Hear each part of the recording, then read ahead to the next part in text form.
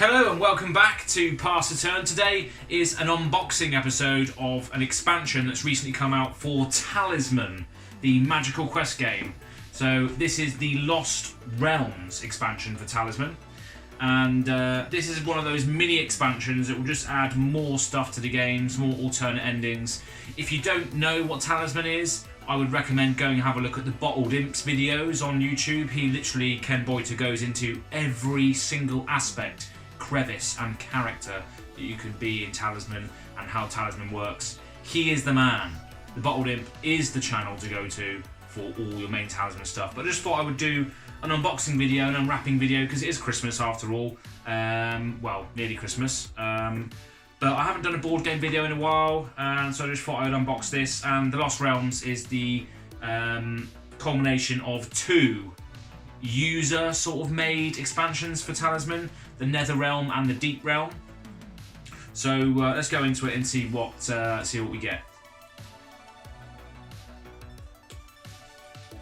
So while I'm trying to unbox this, albeit quite unsuccessfully, Talisman is no longer in the hands of Fantasy Flight anymore. It's now under Pegasus Games. So as you can see here, the reprint is under Pegasus Spiel.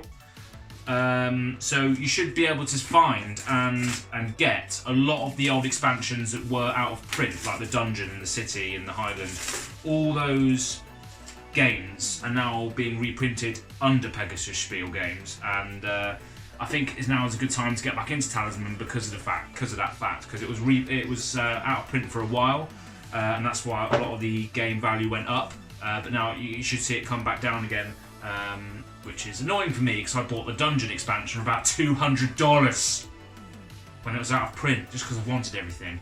That's the problem with board games, is if you like a board game like Talisman or like Eldritch Horror, I've got every expansion for that as well, you end up sinking all of your money into that game. Even if it's out of print, you still want to have everything for it. It's quite a money sink. So of course, with the game, you get a little like a rule book, a welcome sheet that gives you all the components, the list of what you can get in the game. So you've got all the components, all the cards here: bridge cards, realm cards, nether realm cards, tunnel cards, base rings for your characters. So very, very Rising Suns, Cool Mini or Not style base rings, alternate endings. Loads of different things, expansion rules, all sorts of different stuff that you can get in the Nether and the Lost Realm and the Deep Realm stuff. So this game doesn't come with any new characters, it comes with more flavour. And if you've got all the expansions, this game actually requires that you have the Dungeon and the City already. Because there's a realm that connects the dungeon and the city called the Deep Realm, which is like an underground sewery sort of tunnel-esque sort of vibe, and you need both those expansions to be able to complete it. So let's have a look what we get in here. So in the actual box, you get a Lost Realms deck and a Deep Realms deck. So you've got two decks here. One for Bridge and Tunnel and one for Nether. So you've got two decks that come with the game. This is only £15, this expansion, and just adds more flavour to the game. Some rings, different colour rings, and the alternate ending cards. So let's have a look at these alternate ending cards and see what you get. So 1, 2, 3. So you get 3 alternate ending cards. You got 2 called the Gauntlet and the Hunt, which will start as revealed. These little suns in the top corner of the card mean that you will start with this particular ending revealed. So you've got a goal to go towards the entire game of Talisman. You know what your goal is. That's what the sun means in the top corner. Again, go to Bottled Imp. If you don't know what Talisman is, go to Bottled Imp, please. And then you've got Pandora's Box, which can either be played hidden, as a hidden objective, or revealed objective. So Pandora's Box as well. So let's have a look at Pandora's Box first of all. So to use this alternative ending, you must use the Nether deck. So the Nether deck is this thing here with the treasure on it. That's Pandora's box by the looks of it. And if you know the lore of Pandora, when they opened the box, all sorts of horrors came out of it. So I imagine it's going to be to do with a lot of horrible monsters. And we'll take a look through the decks in a minute. So for this, Pandora's box, you need to be playing with the Nether cards. So once a character reaches the Crown of Command, the Crown of Command is what your aim is in every game of Talisman, is to get to the Crown of Command and start casting command spells to kill off everybody else to win the game. So once a character reaches the Crown of Command, characters cannot heal or gain life for the rest of the game. And the entrance is sealed, so no other characters may enter. Any character attempting to enter the Crown of Command is thrown onto the Plane of Peril instead. So whoever goes into the middle, to the Crown of Command, will seal off that entire area, and then other players cannot gain life or do any sort of life abilities cannot be activated, and that is horrendous. That is really, really bad. So once someone gets in the middle of the Crown of Command, you know you're not going to be getting any more life for the rest of the game. So you have to go all out offensive, all out offensive. And when a character reaches the Crown of Command, he must take 6 cards from the Nether deck, which is this, plus 6 cards for each other character in play, and place them in a pile in front of him. So you take loads of cards from the Nether deck and place them in a pile in front of him, plus 6 cards for each other character in play.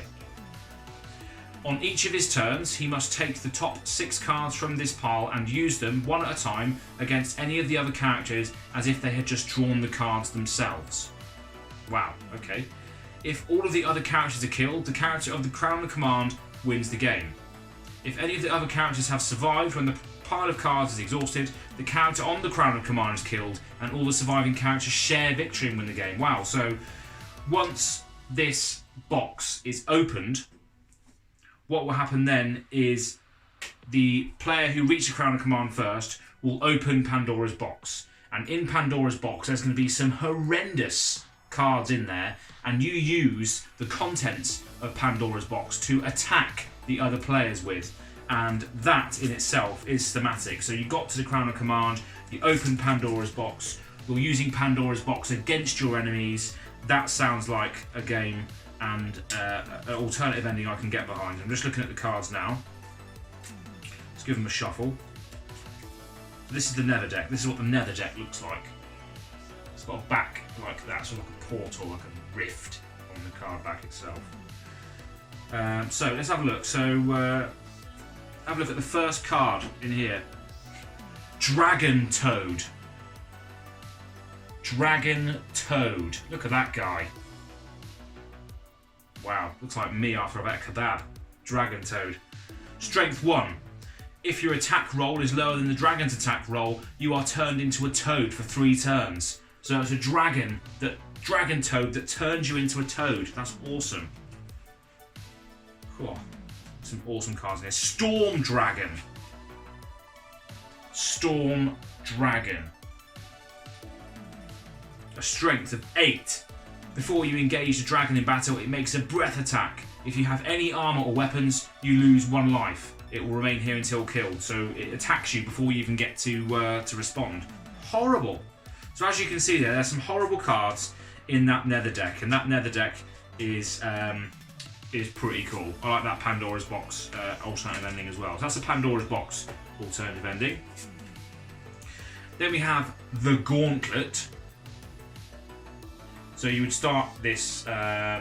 You would start with this revealed if you're playing with this one. So to use this alternative ending, you must use the Nether deck again. You must use the Nether deck at the start of the game. Place 1 card from the Nether deck face down on each inner region space, and add 2 cards face down on the Crown of Command space. So what this will do is it will create like a, well, as it says, a gauntlet. So in order to get through that sort of inner region, you have to fight a thing from the Nether deck as you progress through the inner region. The inner region is difficult enough in itself, you know, albeit with the extra Nether deck cards on top. Wow, that's going to be tough. So a character entering the inner region decides on a route through the inner region as normal, but must encounter the cards on each space before encountering the space.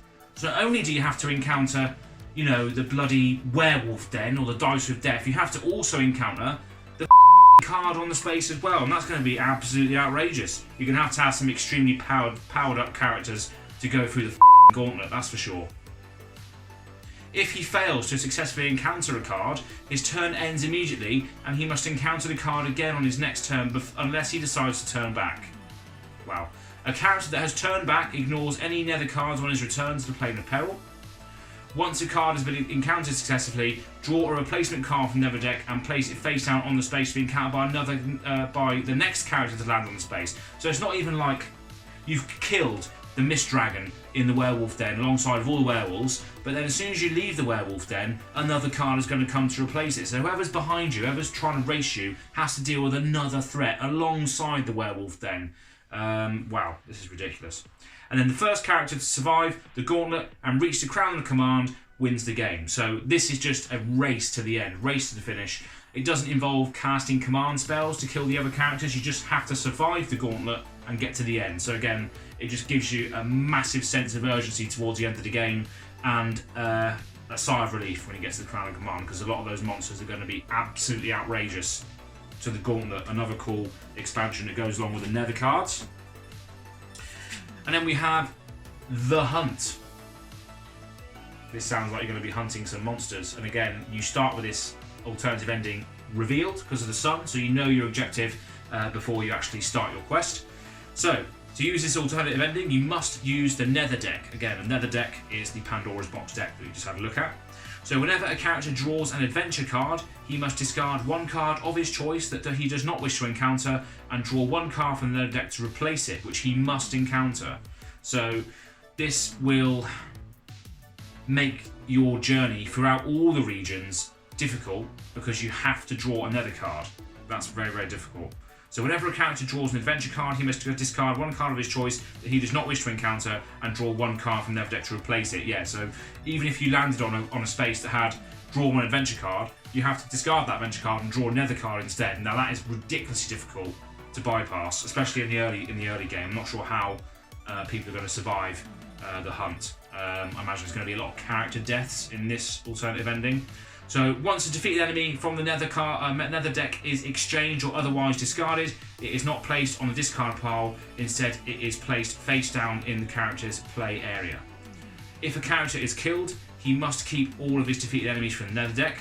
The first character to reach the crown of command with 4 or more defeated enemies from the nether deck in his play area wins the game. So yeah, this is basically about hunting those nether creatures out of the nether deck. And the nether deck, as we've seen very, very briefly, is full of ridiculously difficult monsters, whether it be the Nightmare, the Sepulchre Scepter, the Arcane Dragon, Mist Dragon, Nether Drake, Nether Bane, Nether Blight, Nether Golem, Nether Worm, all sorts of horrible cards. I don't want to spoil for you, but yeah, that's the alternative endings and the Nether deck. And next we have the Deep Realms expansion. So this comes with 2 little pieces, which connect the city and the dungeon together, and this just gives you another area that you can go in and just grind out some equipment, some items, some kills. So you've got Skull Passage and Rat Run, both places where you can draw 2 cards from a bridge deck and resolve them. So that's you crossing a bridge or encountering something on the bridge before you get to the catacombs or the tunnels, and then you get into the old sewers, or you can get into the catacombs and you can search those places and ultimately kill more enemies, grind out some stuff, get some items, and then you can ultimately fight the Wraith Lord in the catacombs or the Rat Queen in the old sewers. And again, that will also give you benefits and items as well. Again, I'm not entirely sure on what you actually get from doing that, but again, it's just another thematic bonus that you get from going into the catacomb-like areas, and just gives you another place to grind and fight some really unusual enemies. So I'm looking forward to using this because I've got every single expansion to Talisman, and this is the only one I haven't got. And the Nether deck was really, really upping in price before the reprint. So yeah, it just gives you a lot more variation on what to do in Talisman, as if there wasn't enough to do already. But I think the more stuff you get to this game, the more epic it becomes, because it just becomes an absolute mammoth of a game, with just endless amounts of things to do, and that's what I love in board games, just having the option to do whatever you want to do, albeit Talisman is roll and move, but you still have a lot of choice, you still have a lot of options to do what you want to do, and I don't think the roll and move is really that much of a detractor from the overall experience that Talisman gives, albeit it is very, very chaotic, very random, but I think that's all part of the charm. It's just a fantastic game overall, and I'm just glad that I could finally get my hands on this expansion, as it's the only one left that I haven't got. But thank you very much for watching, and obviously let me just recap what you get in here. So you get a Nether deck, which is used for the Nether expansion, whether it be the Hunt, the Pandora's box, or the Gauntlet. So you get 3 alternative ending cards there to use with that ridiculously overpowered Nether deck. So have fun with that. Then you also get 2 little board extensions for like catacomby dungeon areas. You can go in and grind, get some more items, get some more enemies killed, get some more loot. Those connect to the city and the dungeon expansions retrospectively, so you need those expansions in order to play the Deep Realms. And with the Deep Realms you also get some tunnel cards and some bridge cards, which have some interesting events on them. And you also get some bases for your characters as well, just to give you a little bit more aestheticism in your characters. So yeah, thank you very much for tuning in. Make sure you like and subscribe, and stay tuned. Hit that little bell notification for more board game content. It will be coming soon. So thank you very much for watching, and we'll see you next time. Thank you. Have a good Christmas.